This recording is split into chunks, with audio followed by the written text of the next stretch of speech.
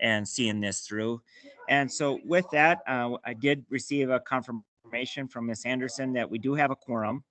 And then before I start, I would like to make sure all our questions were answered from the last meeting. There was one that came from Devonna McLaughlin concerning a question. I don't think that was answered, and I apologize, Devonna, for missing that question. Uh, Again, I try to do my best to follow the chat and everything. And again, remind everybody that our questions come at the end of the presentations just for time sake. And so if Miss McLaughlin is on here and would like that question be answered, or if we are good. I'm on here, Charlie, and I honestly don't remember what my question was. So I think I'm good. My brain is. Yeah, so again, I apologize for that. And if it does come back, again, you can always email Miss Anderson or Mr. Clifton or city manager for that question. So with that, and because we have a very important topic coming up with this agenda item, is housing with Miss Sarah Dara, and I'll turn it over. So thank you, everybody. Thank you, Charlie. And would you mind if I introduce Sarah Dar to the group? Go right ahead. Thank you. It'll be brief. And Sarah, I would invite you at the front end to introduce your team. And I know you're surrounded by your team. Sarah Dar heads up our housing section, which resides in our community development division. And she's a rock star with the organization. She knows all things housing, has a strong presence and ongoing discussion with our housing commission, is also involved with the housing authority. We have a lot in our organizational structure that concerns housing. And so Sarah is presenting to you today. She's got a long slideshow, as we mentioned just a few minutes ago. We have an hour and a half today. We have an hour and a half next week. So a good allocation of time. Sarah, I'm going to turn it over to you and invite you to introduce your team. Thank you. Thanks so much, Greg. And I am planning on introducing my team. I really appreciate the opportunity to share this information with you today. And with that, I'd like to introduce some of the lead housing staff that are in our virtual room. And I believe they're going to turn their cameras on. We have Justina Costa, who is Assistant Housing Director for the City Hall program side. And we have Miss Leah Bloom, who is our planning queen. What is your title, Leah? I'll stick with planning queen. I like that. Yeah, we'll stick with that one. Housing project manager. She's our housing project manager, and she, I would not be where I am. I would not be sitting at this moment in front of you here today, not being surrounded by such a fabulous team. We have some other folks here on the call with us. We have Jennifer Michelson, we have Adriana Fisher and Christine Pavlik, all on the City Hall program side. Who's not in the room is our Housing Authority side, which I also have the pleasure of overseeing. So with that, we'll get started, I believe.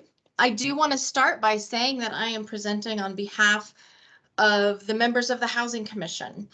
This is not simply from staff.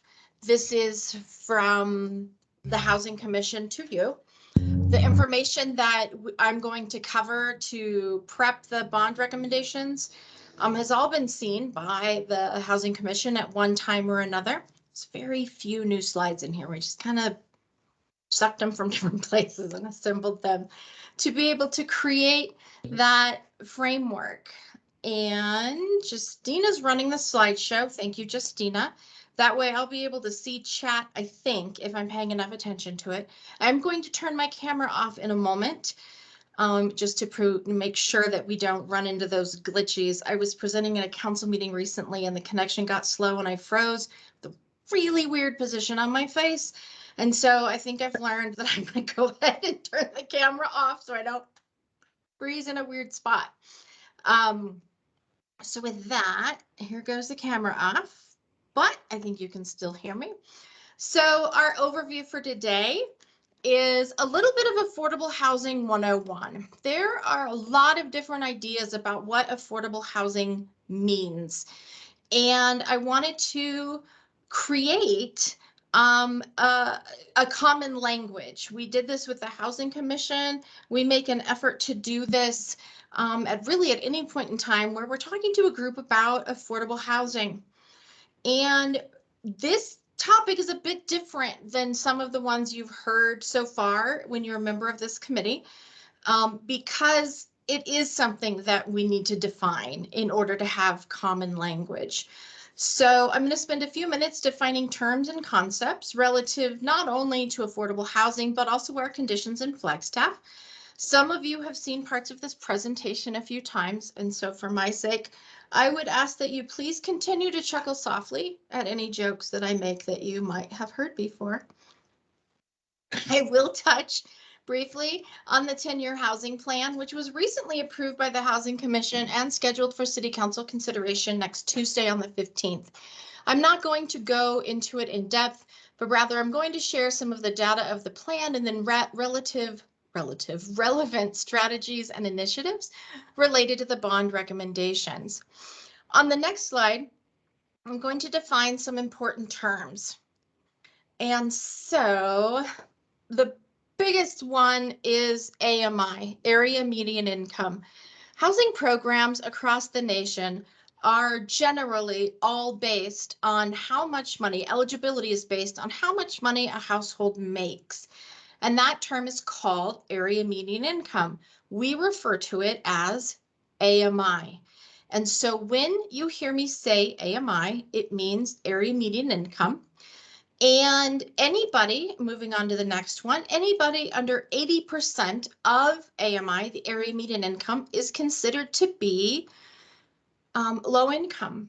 Right now in our community, this number is $55,350 for a household of 3. I'm going to use a household of 3 throughout this presentation because it is closest to the average household size in Coconino County and thus our community as well.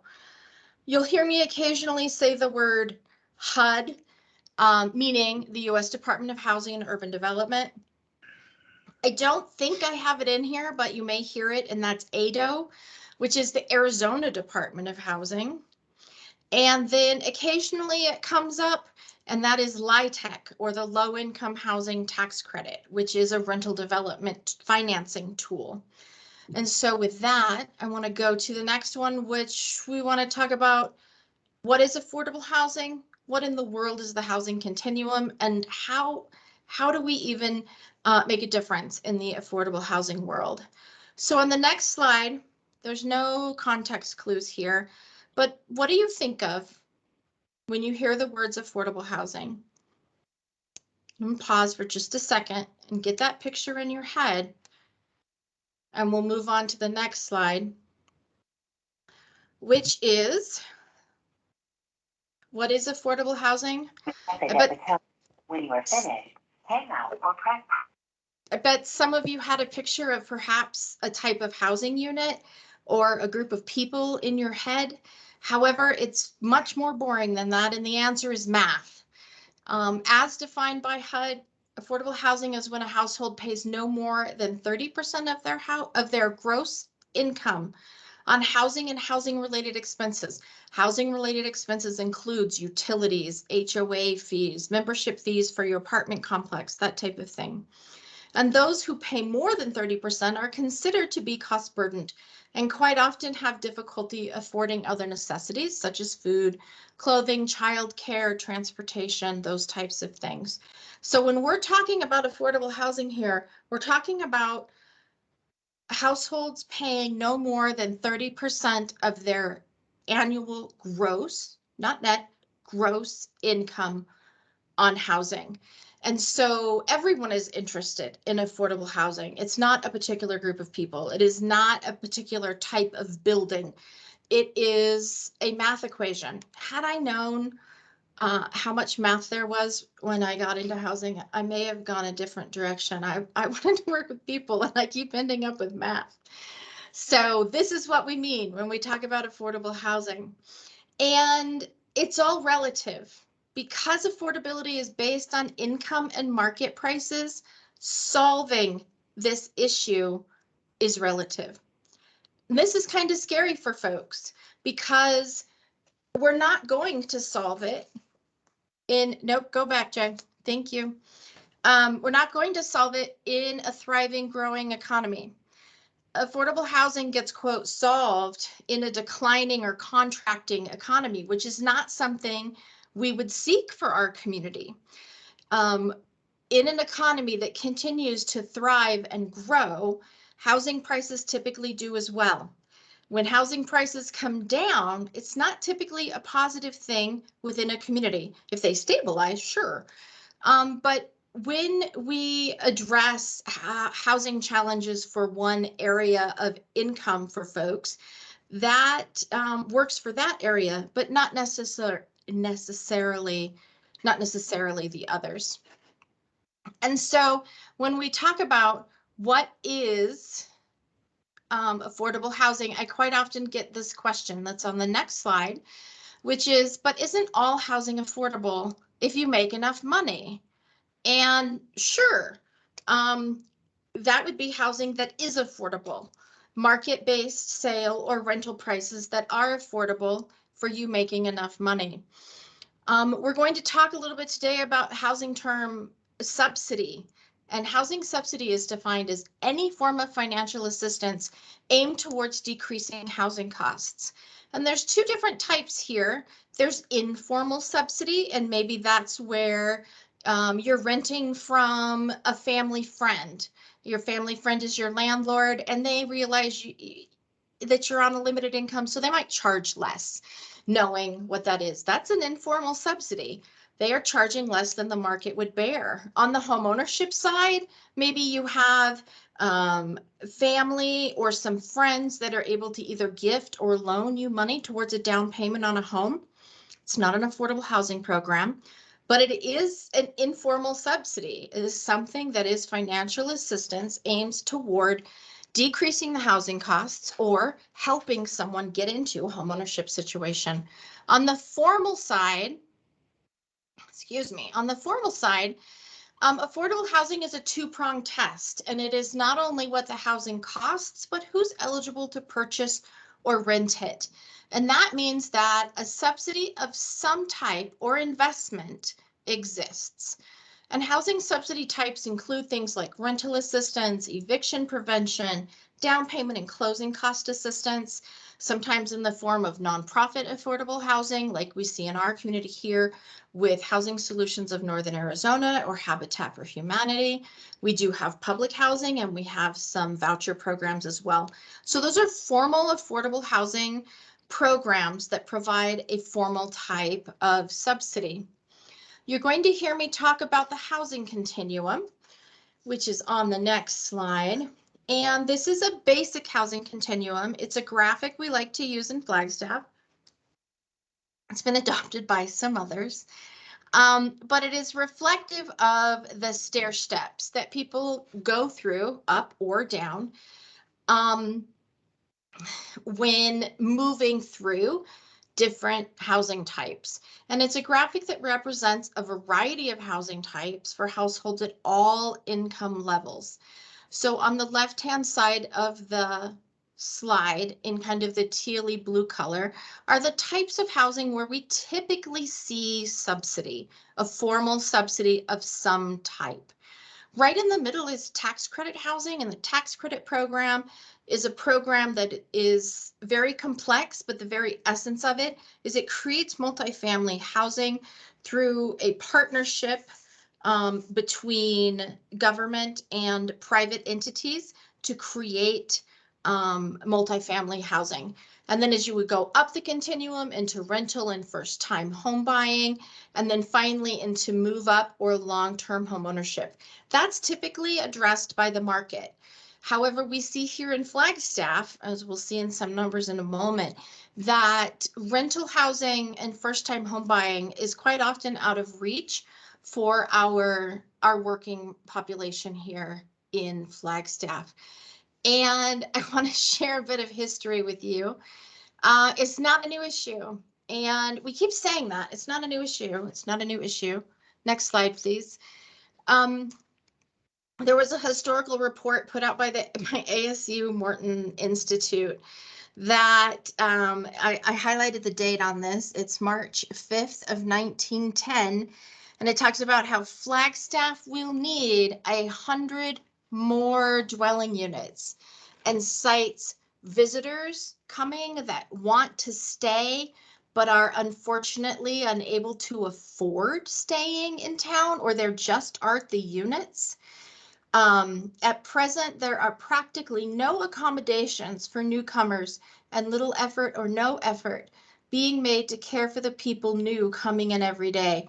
Nearly every incoming train brings its load of passengers for Flagstaff, and they are compelled to take what they can get or move on. It's time for Flagstaff to come alive to the passing opportunity and do something. So when we talk about it's not new in Flagstaff, that's really not new in Flagstaff. And so when I saw this article, I'm a housing nerd, so I got excited that there was documentation back that far. On the next slide, I'm going to go into a little bit of local data. This is from a sheet, a small report prepared between both the City of Flagstaff Housing Section and Housing Solutions of Northern Arizona. And this was last updated last summer. We're waiting for a couple more statistics to come out in order to be able to update it again.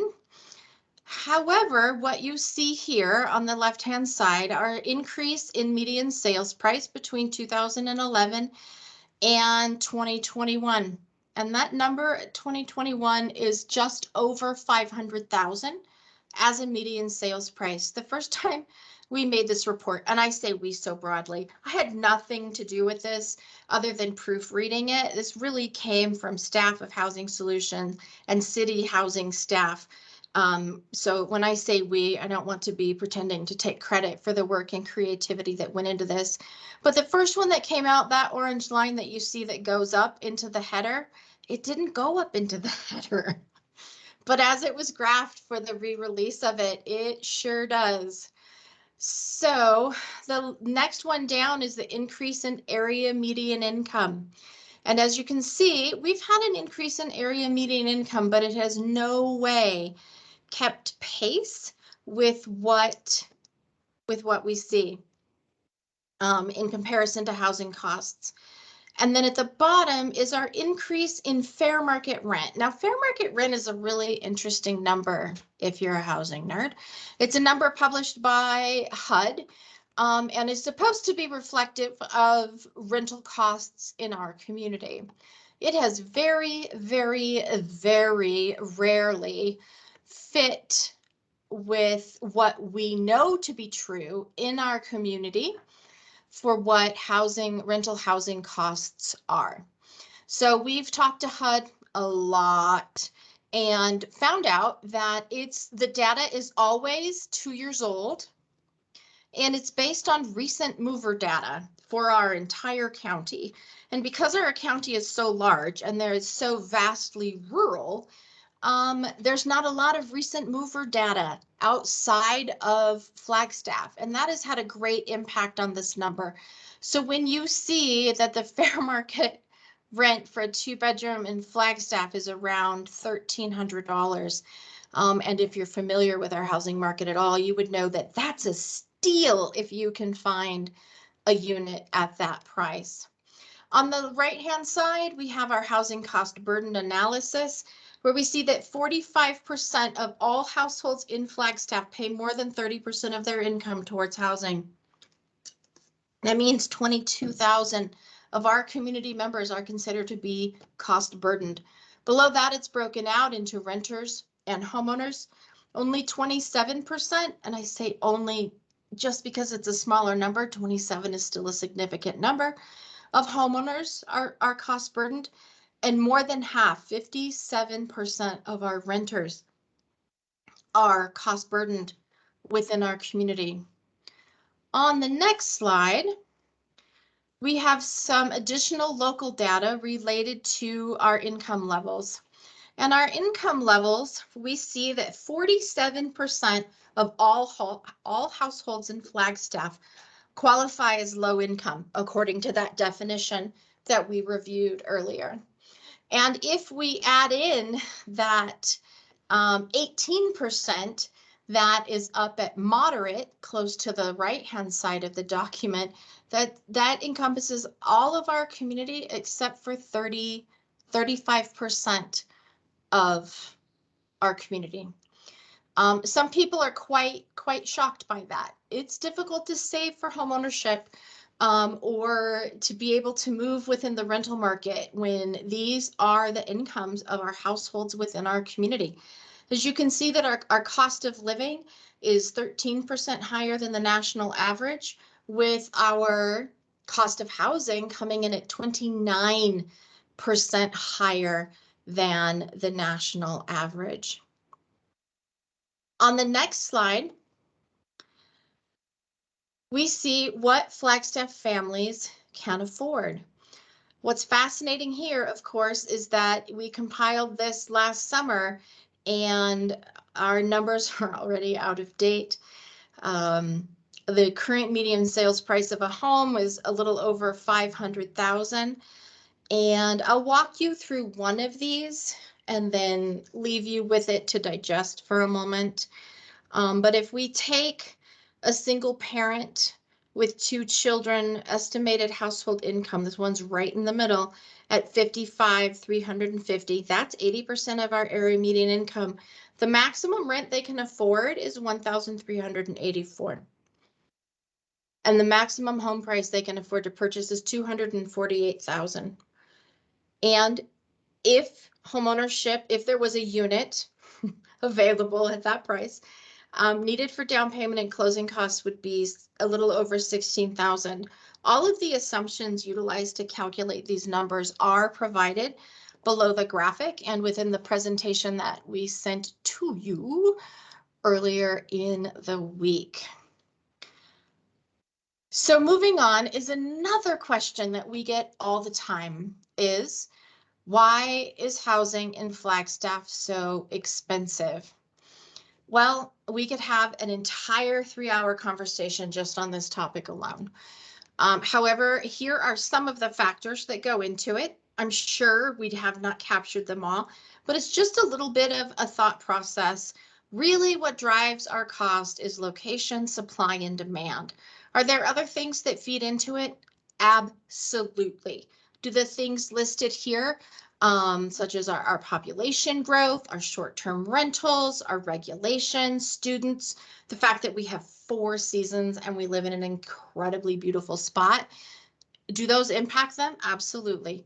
However, when you would come down to the economics of something, it comes down to supply and demand. And focusing on supply and demand, on the next slide, I'll talk about really how you make a difference or how you can make a difference within affordable housing, and that's working on the supply or the demand side. There are many minor things that can be done. However, the biggest ones fall into these categories of supply and demand. We've tried to really simplify it along the lines of the demand side is to help make existing housing stock affordable to the community. This comes quite often in the form of lowering monthly costs to an assisted household or renter. And I'll talk about what types of programs fit within this in a minute. On the supply side, we would aid by developing or rehabilitating units. The most sustainable housing unit is one that already exists. So I'm going to talk about 3 common groupings of housing: emergency housing, rental housing, and ownership. On the emergency housing side, on the next slide. Thank you, Justina. One of the most critical pieces having to do with emergency housing is prevention. It is much less expensive to prevent someone from becoming homeless than to rescue them out of the system. It's really important that we think about the people that are being served by housing programs. And when we're talking about homeless, It's important to refer to them as people first. They are not homeless people. They are people experiencing homeless. They are families experiencing homeless. It doesn't define who they are. So that is a term that some people are not familiar with. It's a term that we as housing professionals strive to use, is to talk about veterans experiencing homelessness. Their housing situation does not define who they are. And in our community, people experiencing homelessness work in our restaurants, our grocery stores. They work in our child care centers. And it's important to recognize that experiencing homelessness is expensive to those experiencing it and to us in the community. We put a little mention here about coordinated entry. That is a new concept for some. Coordinated entry, and this is front door. That graphic is the logo for City of Flagstaff, not city, capitalized city. It's not us, it's city as a community program called The Front Door, a pathway to end homelessness. And it's a community-wide collaborative effort that was formed to provide a coordinated entry point for services for those who are experiencing homelessness or who are housing challenged, someone who could potentially become homelessness. And this program works to divert people from homelessness or prevent it altogether when possible.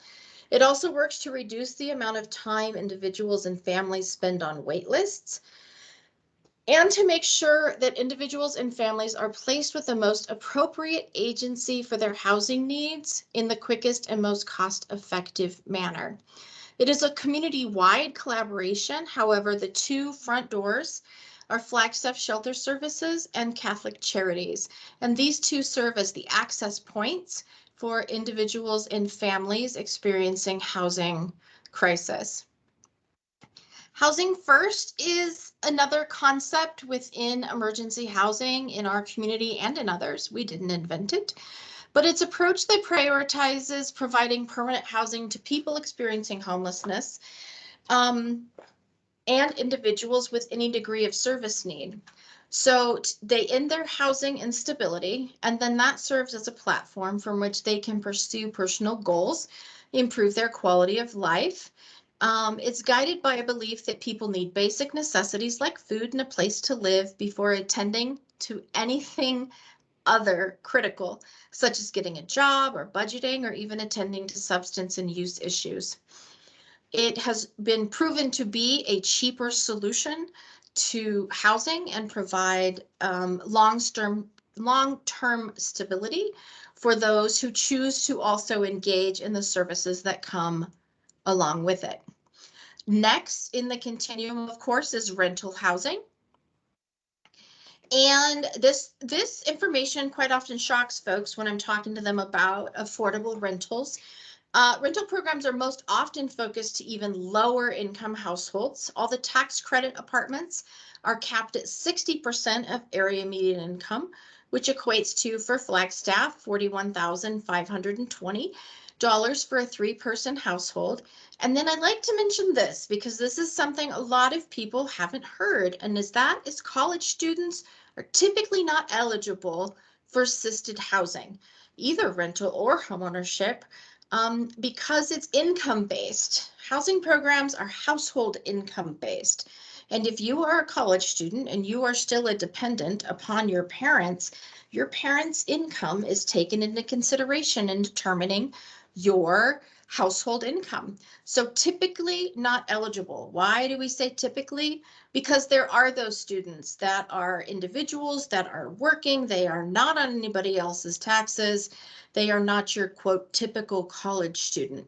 So when you hear about affordable rental programs, just know, by and large, your stereotypical college student is not eligible to receive services in this area.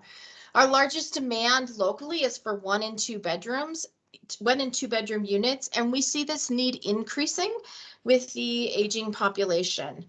Sometimes called the graying of our housing stock. As the baby boomers age, we're seeing more and more need in some age groups where in the past we have not seen quite such a high need. I'm going to move on to homeownership.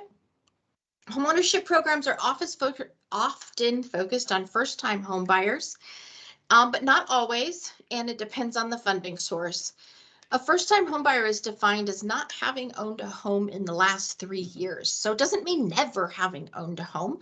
And in fact, we have some programs here in Flagstaff with money that we control, the little bit that we do, where we focus on first-time Flagstaff home buyers.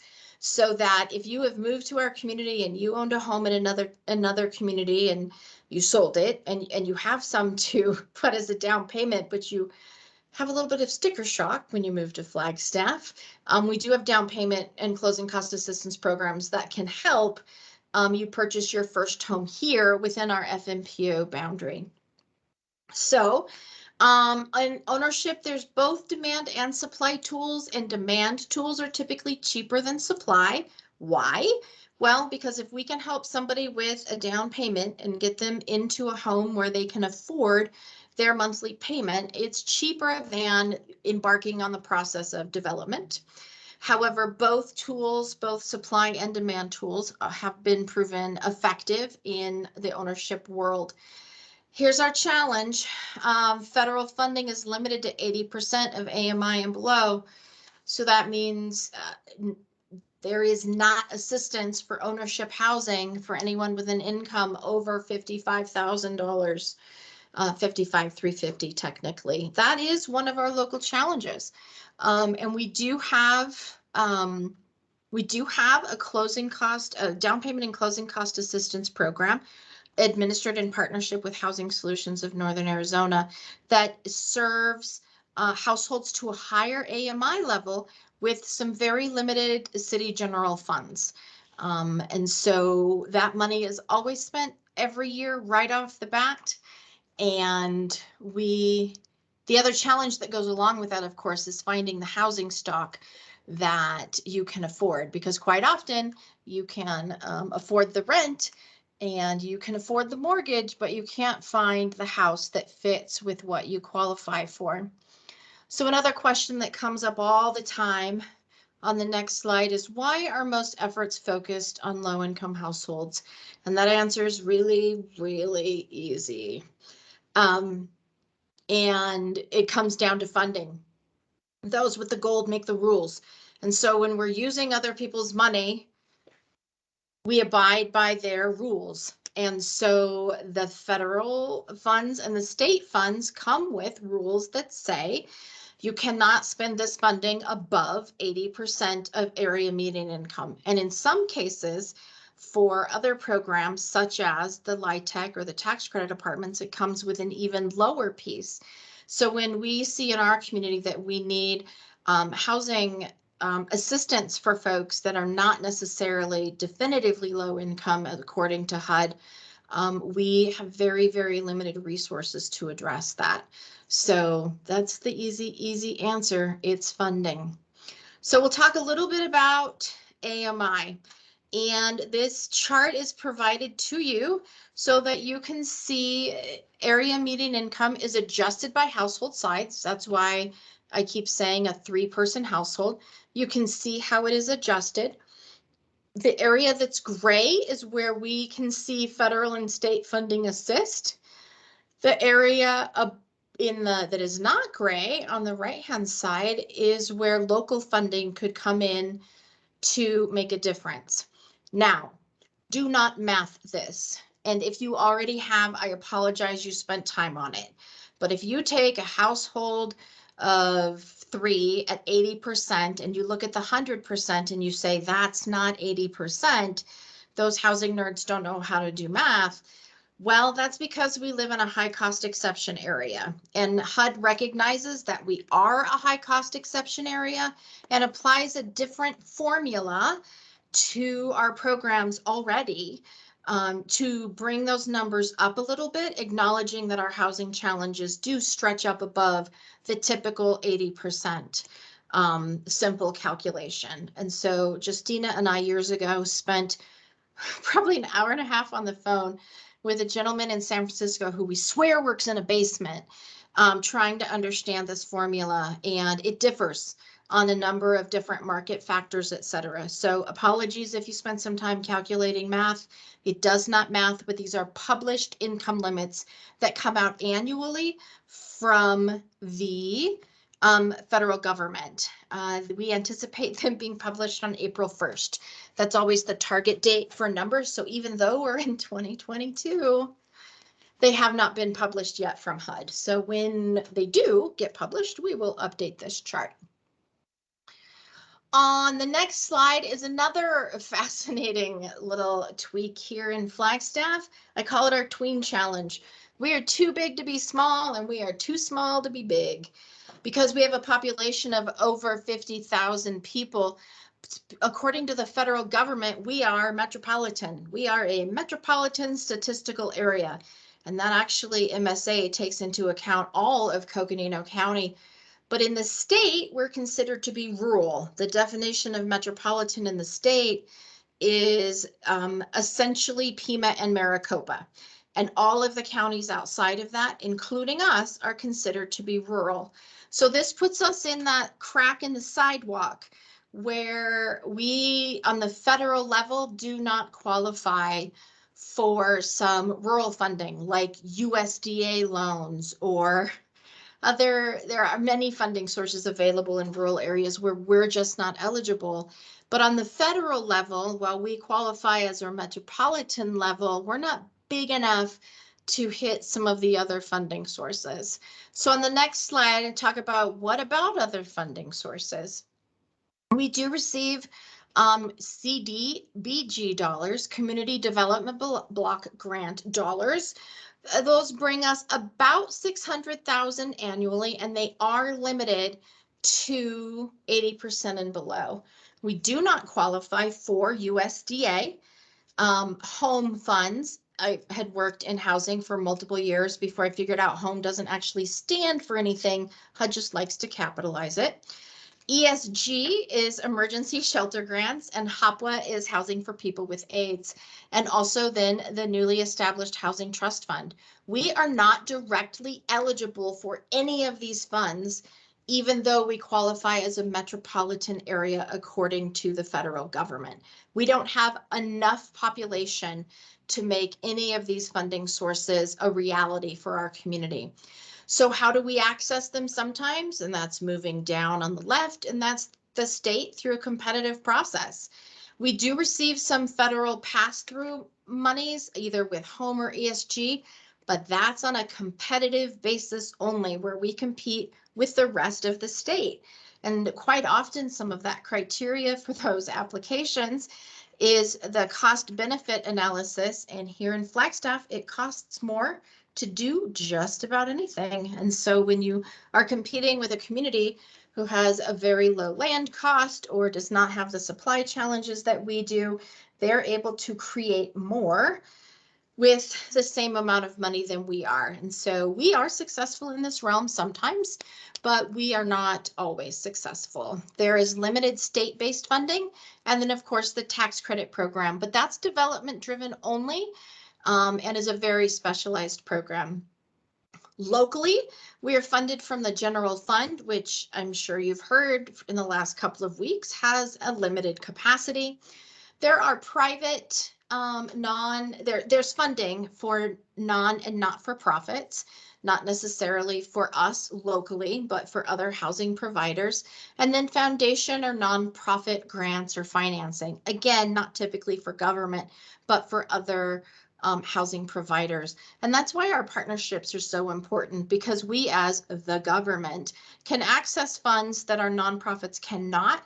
And the absolute reverse is true as well. And that's why working together can bring additional resources to the table. Another potential funding source is employers through employer-assisted housing programs. The city of Flagstaff does have an employer-assisted housing program. The first one we created was an recruitment and retention program for our police officers. And so we have been able to help police officers purchase homes within our community. And a few years ago, council extended it to be citywide, city staff wide. But employers could come to the table with funding for housing programs, and we have staff with knowledge to help them set that up. More questions that we get asked. What about, why don't you just, well, the Morrison Institute came out with this fabulous report last fall titled State Level Legal Barriers to Adopting Affordable Housing Policies in Arizona. Here's what we're working with, folks. We are prohibited from doing inclusionary zoning. I quite often get the question of, why don't you just require developers to include it? Well, because state law says we cannot. So state law says we may not require them to do it, but we can incentivize. And we do have an incentive policy, and you'll see some recommendations relating to this as well. What about rent control? Can't we just start controlling the rent? The answer to that is no. The state preempts us from that ability. We have also been preempted on short-term rental regulations on many fronts. There are some pieces to move within there, but by and large, the state has preempted our ability to limit those. This one's a little different too. The next one is called tax increment financing, or TIF. And it's a tool used by municipalities to encourage development in a particular area. So Arizona is the only state in the in the country where we do not have the ability to use this type of financing. Now you may say, I heard there used to be one. There is one in Arizona. It was approved in the same election where this type of financing was outlawed in 1999.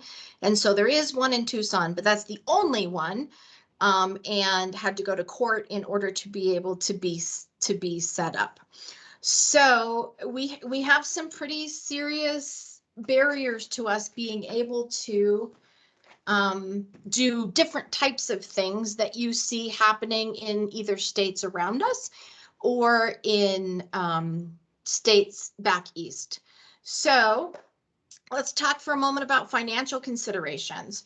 What's a little bit different about this presentation that you're having now is that the Housing Commission explored all of these things before coming up with their bond recommendations. So the questions related to what about, why don't you just, or could we do a fee? What about this? We tracked all of that down. The Housing Commission listened to Mr. Tatter quite often. About what can we do, what's a possibility and what's not. So starting at the top, general fund support, pay as you go through the budget process. Are we eligible? Yes, we are. But again, we've talked about the limited capacity of those. We have general obligation bonds, eligible. Secondary property tax, that's why we're talking to you today. Debt financing, lease purchase, we would need a repayment source. This would be on a case-by-case basis and would also be dependent on annual allocations. Federal and or state funding, absolutely. We work to access every penny we can out of federal and state funding. It is proven not to be enough and also doesn't address the growing needs in the higher income levels within our community. Sales tax. You'll see this one is colored red, but says yes. It says possible future election. You've heard our city manager state during these meetings, and I believe you have also heard Rick Tatter state that our city council has said they are not interested in pursuing a sales tax. So while eligible, it's not really one on the table. Ideas have been put forward to sell properties. Why don't you just sell some property? One, we have very limited resources in that area. It would produce a minor amount of one-time funding. So is it possible? It is possible. But I will tell you, being familiar with the properties that the city has for affordable housing, is if the developer could build on it, they did. And the dog properties, the harder ones, the uglier ones came to us. There's not really a piece of property that we own that is flat with no trees and already has infrastructure to go. And those resources are limited. Then we have our no's, short-term rental tax fee, not allowed. Those properties are already paying sales tax. User fees, not available for housing. Development fees, not available for housing. So I do want to thank the Housing Commission for asking all of these questions and throwing this on the table where we were able to do all the research and provide those answers.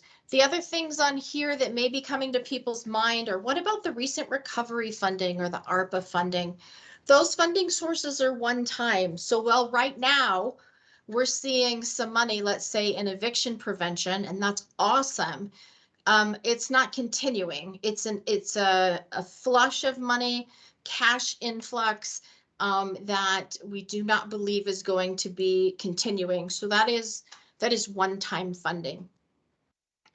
With all of those things in mind, I want to talk for a moment about the lessons learned from the last time the City Council placed a housing bond on the ballot. That was in 2018.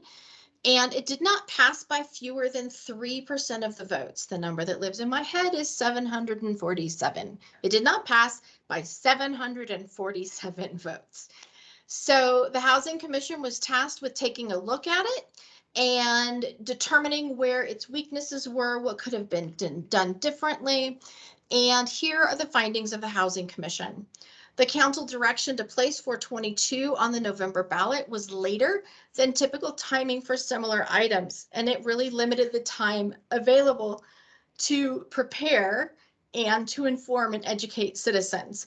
The other ballot items that were on the same election cycle that 422 was had started months and months before housing received their direction. There was also divided council support. It was a 4-3 decision to place on the ballot. As I was doing outreach education concerning 422, I also got a lot of questions about this one. Citizens felt the proposition was vague and lacked accountability, and many citizens misunderstood the tax implications of the bond. So given that that was 4 years ago, what's changed in the last 4 years? Quite a lot. One, it's been 4 years, not 2. Work on the bond recommendations you'll see in just a few minutes started in 2019, and the framework for recommendations has been in place early, both in 2020 and refreshed in 2021.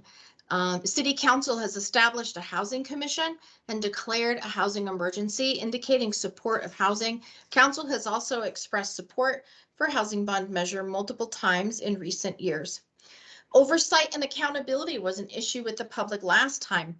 The Housing Commission was created with very specific but broad membership, and the ordinance creating the commission specifically mentions oversight responsibility of bond funds.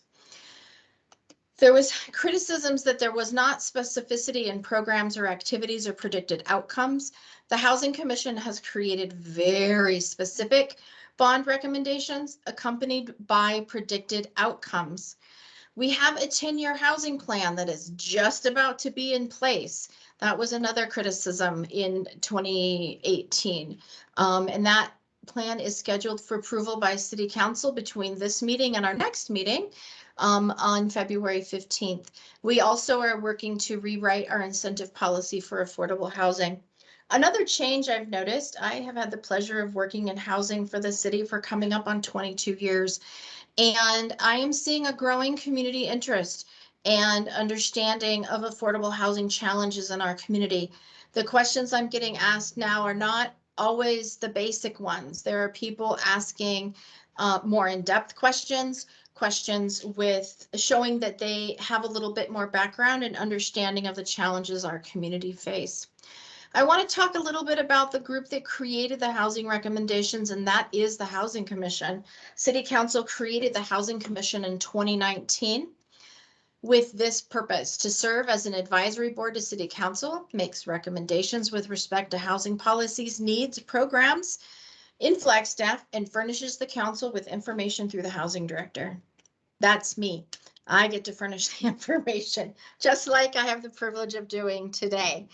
On the next slide, we talk about the Housing Commission shall, this is not all of their shalls, but that they shall examine funding sources available for housing in Flagstaff and make recommendations to City Council on potential funding sources, including bond measures, and provide oversight of any funds approved by the electorate for housing purposes. So here is where in 2018, it was there will be a body that will oversee. Now we have a body. They are tasked with overseeing. They also are tasked with making recommendations on the creation and implementation of housing and housing policies and programs for the benefit of Flagstaff and its citizens. So who exactly is on the Housing Commission? This is not names, but rather membership categories. This is coming from the ordinance 2019-25 that created the Housing Commission. It calls for 6 members to be from the building and real estate professions. And then there are requirements: builders, developers, realtors, lenders, and a representative of residential multifamily or property management. It calls for 4 members to be low-income housing experts. The one that's required here is a member that also serves on the Flagstaff Housing Authority Board of Commissioners. And this position really creates that linkage between the efforts happening with the Housing Authority and then also with the Housing Commission overall. And then 3 community members at large. That is the makeup of the Housing Commission. It's a large commission. I think it's the largest we have, with 13 members. So why did they make bond recommendations and when did they start? So in 2019, council approved the Housing Commission. They created it. And one of the first items the commission was asked to work on was creating recommendations. And so that was the first task. It was hot and heavy and we got them created and presented to council. And the last presentation to council was March 3rd about these recommendations was March 3rd, 2020. And then COVID hit right then. And between that council meeting and the next council meeting, is when all of these little viruses you see on your screen disrupted nearly everything we were doing, not only as a housing commission and staff, but in our entire community. So at the same time, I put the please stay home graphic in here because there was a new importance to home. And those of us as housing professionals struggled thinking about the message, please stay home, for those that can't or that they're doubled up. So the purpose of staying home was to limit contact with people. And if you're living with another family or 2 other families or even 4 roommates, 5 roommates, that's not creating the same sense of home that I personally had where it was me with my kids. So it re-emphasized the importance of home. So the Housing Commission created bond recommendations in 19 and 20. And then we stopped. Council said this is not the year for any bond measures to move forward. So then December 2020, council declared the housing emergency. I'll talk about that one next. Here's what we did in 2021. In February, council requested a review of the recommendations the commission created in 2020 to prepare for this year. In June, presented to council bond possibilities. They indicated support. Between January 21st, 2021 and this month, we've worked on and created the 10-year housing plan. And in November of 2021, the Housing Commission approved the bond recommendations that I will present to you in just a moment. I do want to mention on the next slide, the housing emergency. This came forth as part of a citizen's petition asking council to declare a housing emergency and called for a housing plan to create a single comprehensive community-facing document.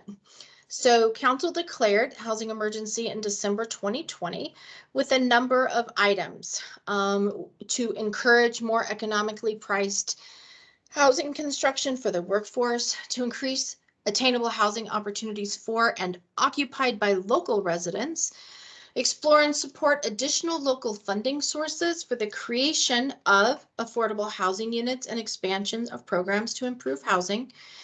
And this provides a foundational framework for establishing work programs and prioritizing staff work and allocating necessary funding for its implementation, not only within housing staff, but within city staff overall.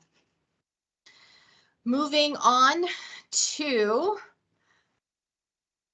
there we are. Sorry, I got ahead of myself. Talking a little bit about the 10-year housing plan. I'm not going to go into this in depth. If you're interested in an in-depth presentation, there will be one on Tuesday. We also sent you the document. Actually, I say we, there I go again. Shannon sent the document out with a copy of this presentation if you would like to give it a review. I'm going to share some of the data contained in the plan, and this plan provides the path forward for the next 10 years, offering solutions to addressing the housing emergency through 4 different policy categories that you'll see on the next slide. Don't change it, Justina, please. And those categories are create, connect, protect, and preserve. And after an extensive public involvement process over the last year, City Council is scheduled to consider adoption of this plan next Tuesday. Similar to many other policy planning documents in our community, like the regional plan or neighborhood plans or even the carbon neutrality plan, plans of this type, which are considered to be single subject policy planning documents, they set up a program of work and priorities, but they may not have all the details for each strategy figured out. There's also an annual city budgeting process, and one city council cannot bind a future council. So part of the implementation of this plan will be implementation plans. That was redundant, but an annual implementation plan built on resources and feedback from the Housing Commission and City Council, where we will fill in those details as we move forward. And the intent of the plan overall is to help individuals and families achieve housing affordability, and this is the critical piece, for those who want to continue to call Flagstaff their home. This is for the residents of Flagstaff. On the next slide, you'll see the create, connect, preserve, protect graphic, along with, there it is, the concepts associated with these, and that's creating housing options for households at all income levels and family sizes, occupied again by local residents, connect people to equitable housing solutions, preserve the affordable housing we have, and to protect people from housing discrimination and remove housing barriers. We have some data resulting from the plan, and we did a survey in 2021, and we received a massive response of 2,949 responses. It collected data on local living conditions, cost of housing, household goals. We shared it with businesses. We sent it out to multifamily developments, to the apartment complexes, community members. We sent it out through our service provider network known as the Continuum of Care. We put it on social media, the city's community forum. We really worked to get it out there, and it was available electronically, but we also made it available in print at local libraries and various service providers, and it was available in both English and Spanish. Some fascinating numbers came out. We did have at least one response from 78 of Flagstaff's 85 defined neighborhoods. 62 of the respondents were homeowners, 32% were renters, and we were able to reach down and access some of the people in our community experiencing homelessness. More than 1 in 4 of the respondents reported having lived in Flagstaff for 10 years or more. So the support for affordable housing development was interesting to me. And that is in the survey, 75.8 of the respondents, that's 2,224 people, strongly agree that owning a home is important to them. An additional almost 17% of the respondents agree. And while 85% of Flagstaff residents strongly supported the development of affordable housing in the survey, the support for affordable housing dropped by 20% when the question was localized to the respondents' neighborhood. So we have some work to do on educating the community on what affordable housing is, what it looks like, who it serves, and the role it plays as some critical community infrastructure. This next one is distressing and actually backs up an earlier study done in 2017 talking about the number of people that are considering leaving our community. So as we saw, the housing issues in Flagstaff are not new and they have deep roots. There's no single cause and there will be no single solution to addressing our needs. We're all going to have to work together. But Flagstaff residents' responses indicated that 58% of Flagstaff residents stated they were either nearly certain or somewhat likely to relocate due to housing costs. And what would our community look like if 58% of our population moved? And so that's why the plan is for our local residents, those that desire to stay here and not move away.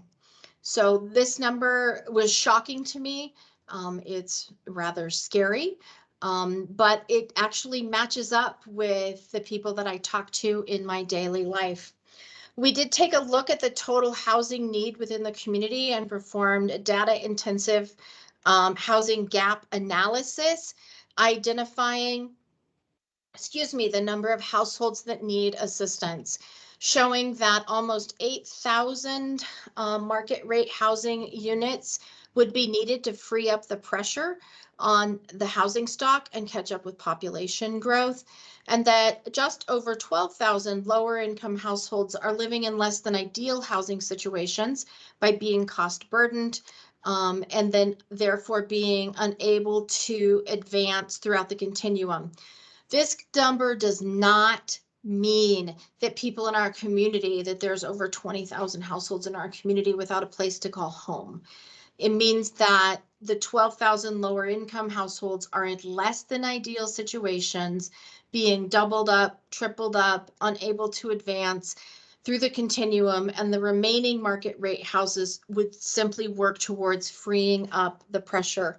So in a market without enough homes and enough adequate subsidy, the people who really lose out are our low and moderate income residents. Again, that's 47% of our population. Excuse me, I'm gonna take a quick drink of water while Justina goes to the next slide. So, is bonding for housing something that housing staff sat around in a dark closet and came up with an idea for? No, no, no, no. So we have recommendations resulting from plans. The first one is a 2017 housing attainability study completed by the Economic Collaborative of Northern Arizona, referred to as ECONA by short. That study was done by an outside entity. It was not done by ECONA staff. And some of the recommendations coming out of that document were to pursue a bond issue for affordable and workforce housing, create structures to recapture and recycle public investments in housing. Here's the pursue the bond issue, and to explore options for reoccurring local public and private funding source. The 10-year housing plan, again, created through a year-long extensive public participation process by the Housing Commission and lots of different citizens in our community. The goal Create 3 is to create a dedicated funding source for affordable housing in Flagstaff. Create 3.1 is very specific to this, which is to present 2022 bond measure to council and community for consideration for additional funding to be leveraged with local, state, and federal dollars. I'm going to fly through the next two slides. You can go back to them and review them if you would like to, but these are the bond recommendations these are the 10-year housing plan elements tied directly to bond recommendations. Incentivize the creation of affordable units through various programs and mechanisms. We have a very small Incentive policy, because we are dependent on general fund monies for that incentive policy. Creating a dedicated funding source we've talked about, explore regulatory efficiency and cost-saving practices. We worked with sustainability in the creation of this plan. Because as we know, an efficient unit lowers costs for everyone, as well as creating sustainable features within our community. On the next slide, we have a few more. Reduce homelessness in the Flagstaff community and seek creative solutions to foster housing permanency for all. Implement a framework for centering equity in proposed and existing housing practices, policies, and programs. And expand efforts to preserve existing housing stock. Keeping in mind that, again, the most sustainable housing unit is the one that is already built. One more, I promise this is the last one related to the plan, is to ensure affordable housing as part of every Flagstaff neighborhood and work to address any disparate impact. And then continue Flagstaff commitments to further federal and Arizona fair housing laws in all related services and programs to support those who seek to reduce barriers to equitable housing opportunities. So what makes bond funds different? And here's my punchline, folks, is local money equals local rules. I've talked about everybody else's rules, but this is it. The community makes the rules for how funds are spent through recommendations from the Housing Commission and decisions from City Council. Local money means local rules. So what's different? What can that local funding provide the ability to do? First and foremost, which I realized in reviewing this to present this afternoon, is that what I did not write was that those funds can go above that 80% AMI mark federal and state funds are limited to. So we can set up programs as revolving funds for longevity and sustainability where possible. And local money can do some things that federal, state, or grant monies cannot do. For example, providing gap funding for costs directly incurred in construction or rehab. Local money could include for-profit, nonprofit, contractors, builders, governmental agencies, and any partnerships thereof. And it can provide for both rental and ownership. There are very, very few funding sources that can do both. Most often it's one or the other. And before we jump into the recommendations, we finally arrived. Thank you for your patience.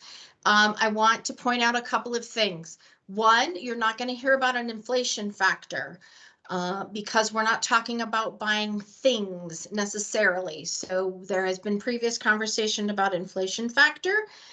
Here, as the market changes, as interest rates change, as supply and demand change, as development either grows or drops off, that will impact our ability to deliver. That's our kind of quote inflation.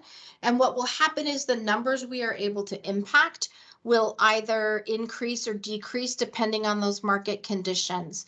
Something different, a concept that hasn't been talked about with this group yet, is the concept of revolving funds. And I will give you an example of a program that we already have. It's a down payment and closing cost assistance program. We call it CHAP for short, Community Home Buyer Assistance Program. And this is the one funded with general fund monies when there's general fund money available. And those down payment and closing cost assistance loans are made to eligible households. They help them get into homeownership. And then those loans are repaid when the home is either no longer owner occupied, it's refinanced for cash out, or it's sold. And that money comes back into the fund and we loan it out again to somebody else.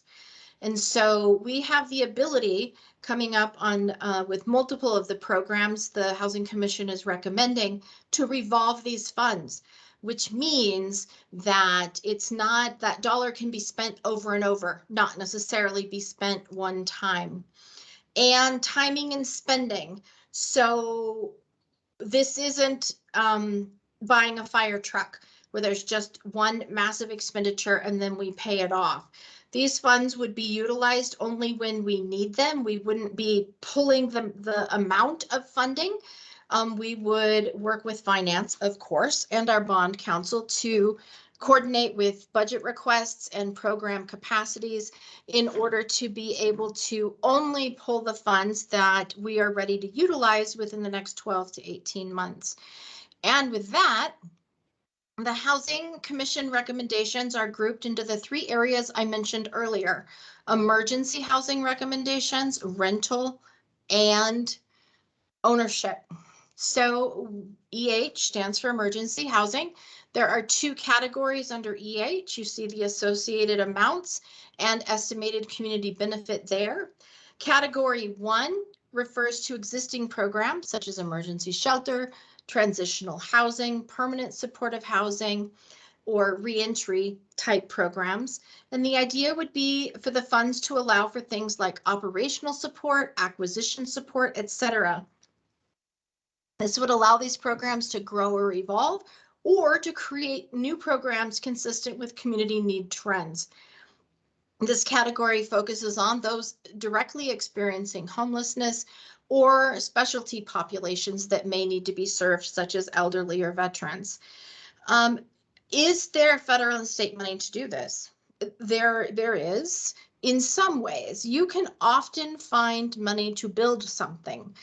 But what prevents it from being created is that there isn't money for operational support.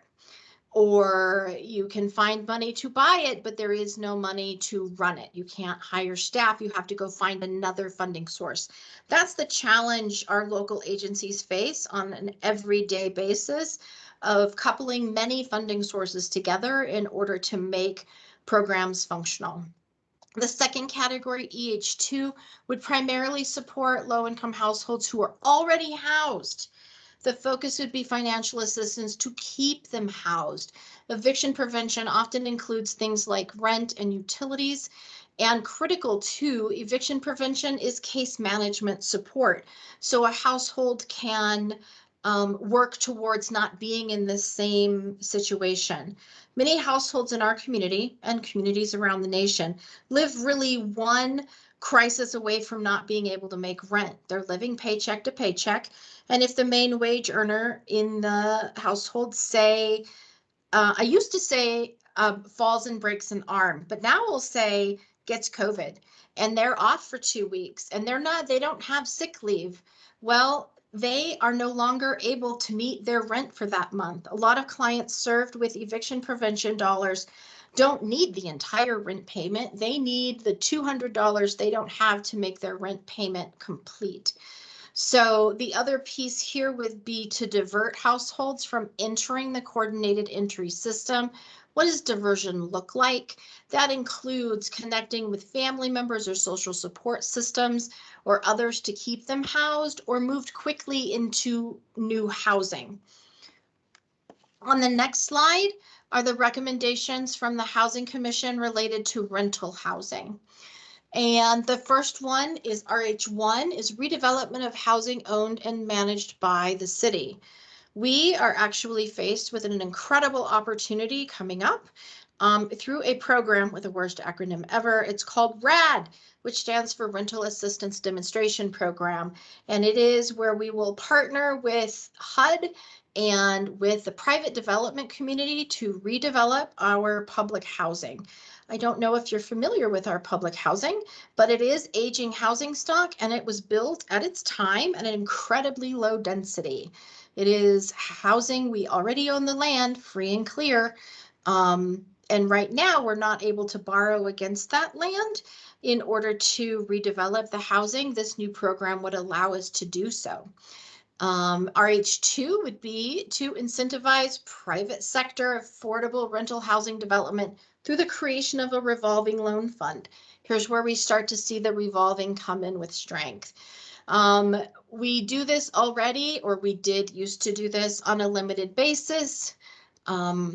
with about $300,000 at a time, because that was about what we could get allocated from the general fund. And yes, we can do these as loan types, where after a period of time, that money would come back to us and we could do it again.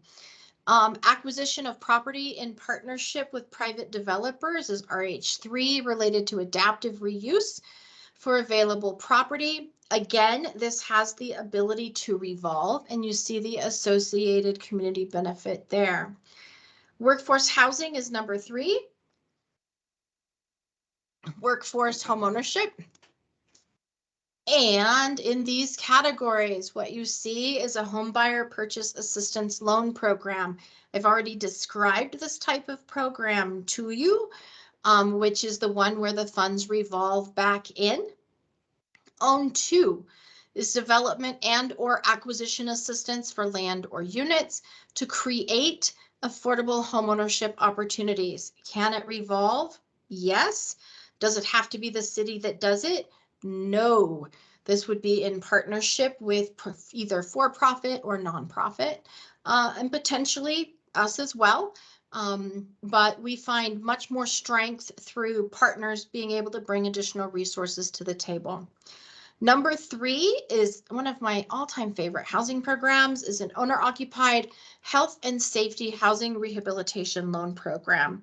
We have this funding in the community when there is funding for it. It has traditionally been funded through our community development block grant allocations, but this program provides assistance to low-income home owners with health and safety issues in their home. This doesn't buy new kitchen cabinets and put in some nice new carpet. Rather, it puts on roofs. It replaces electrical systems with the twist-in fuses, new heaters, that type of thing. What we have found is the clientele of this program is largely elderly, and quite often, sometimes even own their home free and clear, but do not have the financial ability to make a payment on a home improvement loan, or the financial ability to get that loan in the first place. This program functions much like the Homebuyer Assistance Program, where the note is not due, it's a loan, but it's not due and payable until the house is sold, refinanced for cash out, or no longer used as an owner-occupied home. The other thing this program can do is ADA modifications, and to assist people with aging in place or adapting their home to accommodate their physical needs or lack of needs. And on the next slide, home stretch. Housing Commission bond recommendations. They're all here, the ones I've just covered. And you see recommendations 1, 2, and 3 ranked in priority order. Why did they do this? Well, we anticipated a question of, could you do with less? What if there's less? Housing Commission stated that the 30 million is really the floor. And as you notice, as you look at those columns, nothing goes away. Not a single proposed project is eliminated. Rather, the funding is decreased in certain categories, and that's for a very specific reason. The Housing Commission felt that it was important to create programs that address all the way across the housing continuum, that if we are only impacting one area and not the others, we are not creating a situation in our community where much difference is being made. And so you see the amounts here. Recently, we had an elected official express an opinion that perhaps the amount be even lower. However, I am here today presenting the recommendations from the Housing Commission. There are commission members here and also sitting on the Citizens Bond Task Force as well.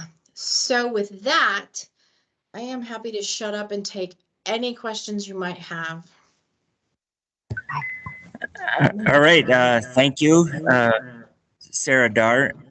And with that, either we can take some questions by the raise of the hand or the chat box, and I'm sure everyone will do their best to answer the question. So thank you, Ms. Dar. And I see the first hand being raised by Mr. Daly, which is one of the committee members. So go ahead.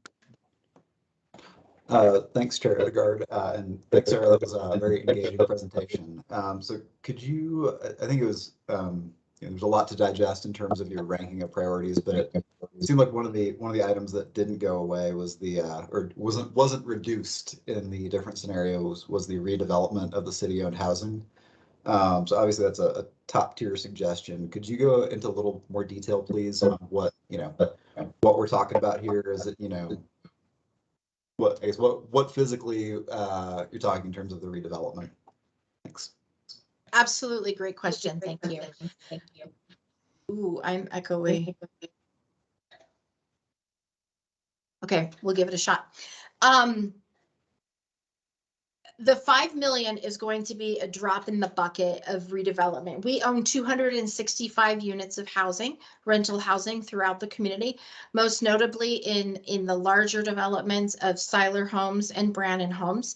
They are aging units. They are expensive to care for, and HUD, based on congressional appropriations, has not provided adequate capital funds to keep up the units nationwide. And there are billions, not exaggerating, with a B, billions of dollars behind. We are fortunate in the way that our staff, previous to me, this is not my credit, has budgeted those dollars and has worked to keep the units in safe, sanitary condition, to be able to continue to serve our community for as long as possible. HUD acknowledged that, actually above HUD, Congress and HUD have acknowledged that those capital needs nationwide have been so drastically underfunded for decades that they needed to utilize a different tool in order to either bring the housing stock up to standard or to redevelop it. And so they came up with this program. It's RAD, the Rental Assistance Redevelopment. I hate the acronym, but would allow us to borrow against the land the units are sitting on, which creates some construction funding in order to redevelop or rehabilitate our units. Our units need to be redeveloped. They are super expensive to maintain. And again, the low density means that we can redevelop our public housing properties coupled with other funding sources to bring more units to market. So we have 265 units. Even if we put a second story on what we already have, we would be doubling that number. We are in the process of negotiating a pre-development agreement with a private developer, because we're not developers, we're housing nerds. And so we would have the private development partner with us in order to embark on this very complex process. The $5 million gives us a different seat at the table. These deals, RAD deals is what they're called, often come in with between 5 and 9 different funding sources in order to make them a reality.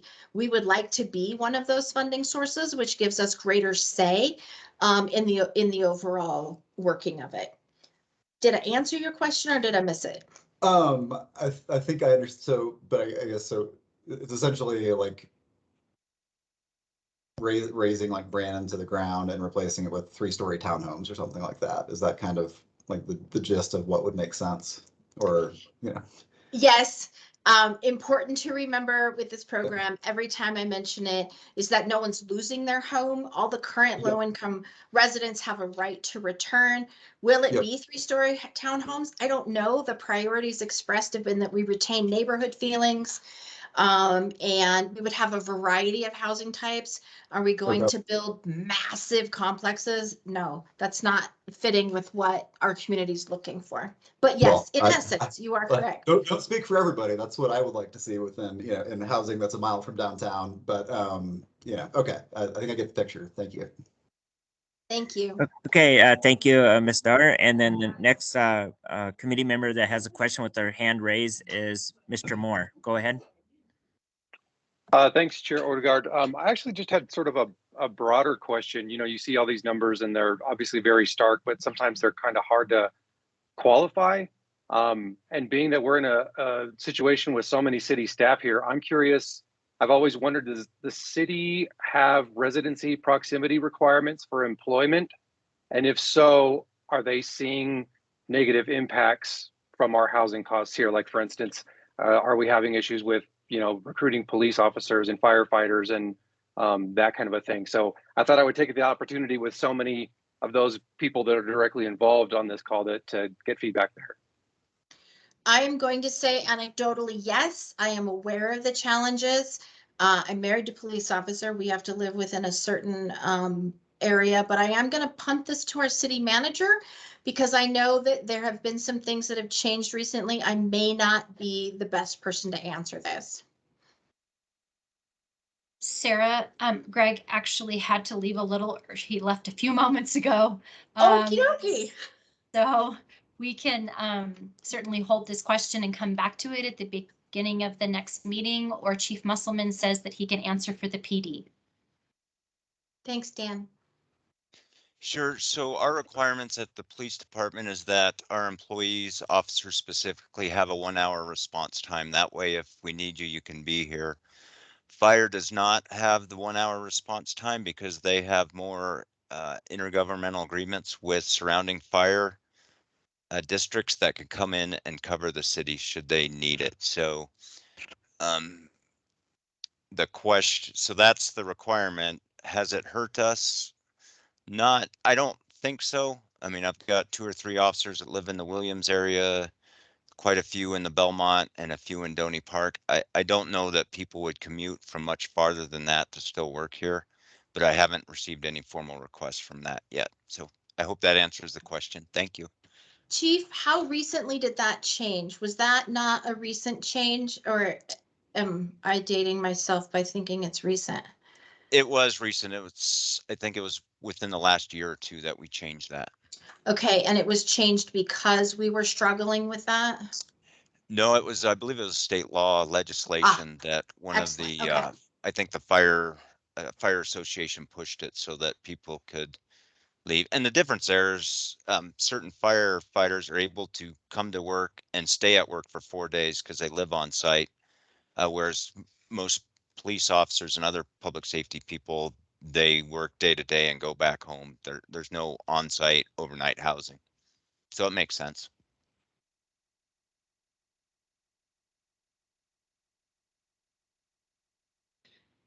Okay, thank you. And is there anybody else who might have a hand raised or a question they would like to ask?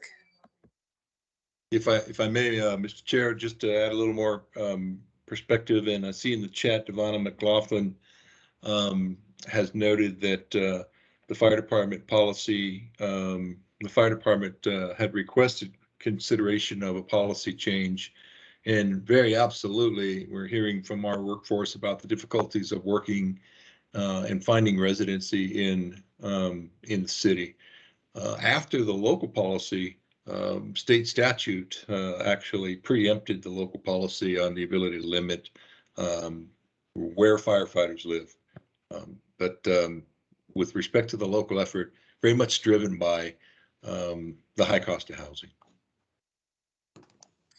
Okay, thank you, Chief. And we do have a question from our Vice Chair, Mr. White. I'll let you maybe ask the question. Be read. I'm kind of concerned. One of the slides that you presented showed your analysis of the failure of the 2018 bond, and there's another item in there that wasn't mentioned that I heard quite frequently, and that was a concern from taxpayer A that they were going to be extending their tax dollars to serve taxpayer B, and was that necessarily fair? With that, and maybe that's something you want to take back and research between now and the time you craft bond language, but the question is, how will you craft your bond language to demonstrate the details of spending for your bonded funds? Because that really hurt you last time. Thank you, Al. The great news is I don't have to do it. We have bond counsel. We have the consultants are here on the phone, but there's also lawyers that craft that language. Did I hear somebody else speaking? Someone's rescuing me? No. That language will be crafted by legal counsel and to make sure that it's reflective of those details. So you have an awful lot of details and a lot of explaining to do with your various recommendations. Some of this stuff I can see the benefit for, especially I think if you can add units to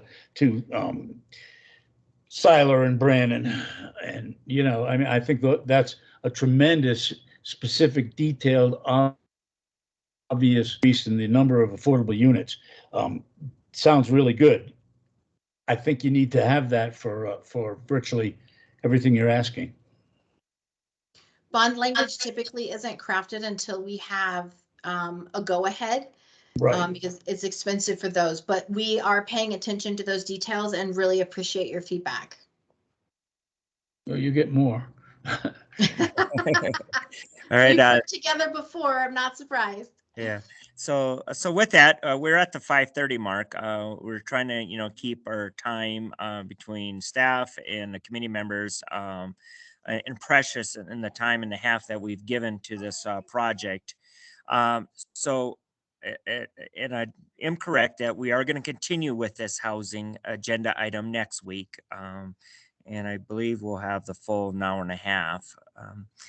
And then with that, if you have any questions of any of the committee members, please put that in an email form, or if you want to put it in your chat box. I'm sure Miss Anderson will kind of stick around for a few minutes to look at it and make sure housing does have a chance to address any of the questions among the committee members. And so with that, I'd like to. Oops, I know it's been how many hours? Oh, somebody's so please mute. Stephanie's here. Hey, Stephanie. Thank you. And then with that, I always like to give the floor to the vice chair, Mr. White, if you had any closing comments, and then I'll close with a comment and then we'll adjourn. So Vice Chair White, would you like to add anything at this time? Thank you, Charlie. I appreciate it. I don't know that I really have. I mean, I have a ton of questions. I'll be putting those in an email to Greg or Shannon, and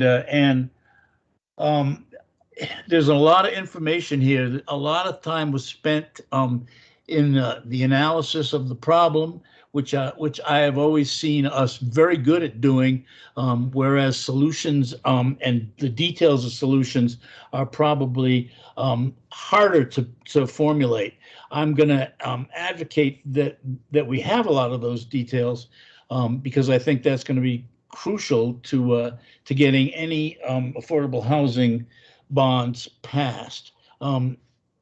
Having said that, there's an awful lot here to digest, and I think there are a lot of details that came out on certain slides, slide 45, 46, 47, 44, for example. I have questions on all of those. I think that the 1910 article and the statement that says it's time for Flagstaff to come alive and do something is more important now than ever. But I think those things have got to be very specific, and they've got to be prioritized in an order that the projects that are reliant on the success of another project are prioritized to come first. Thanks. Thank you, Vice Chair. Very good closing comments. I just want to take the time, as everybody else among the committee members, want to thank Ms. Dar for the presentation and your team of putting it together. Very good. I hope, Ms. Dar, you'll work for the city forever. You'll never retire because you have so much knowledge. And so I also wanted to do some thank yous to Icona. I remember when I was on the council, John Stigman gave a presentation concerning the housing units low. And that's why the previous council and I believe the current council are very proactive in trying to bring housing to Flagstaff. And that meets the needs of everyone in our community, no matter the income scale. And then I also wanted to thank the realtors that serve on this committee and also on the Housing Commission. Remember when I first got elected council that Miss Whelan, Councilmember Whelan and Councilmember McCarthy, we went to realtors presentation luncheon that was given by an economist, and if I remember right, from Boston, talk about the issues that are facing our community concerning housing. It was very eye-opening, and I really want to thank the realtors helping us to try to find a solution for our community. And so with that, I appreciate everybody participating among the committee members for your time and effort, and the staff for your time and effort on this issue of moving Flagstaff forward. And so thank you, everyone, and we'll see everybody next Thursday. Good night. Thank you, everyone.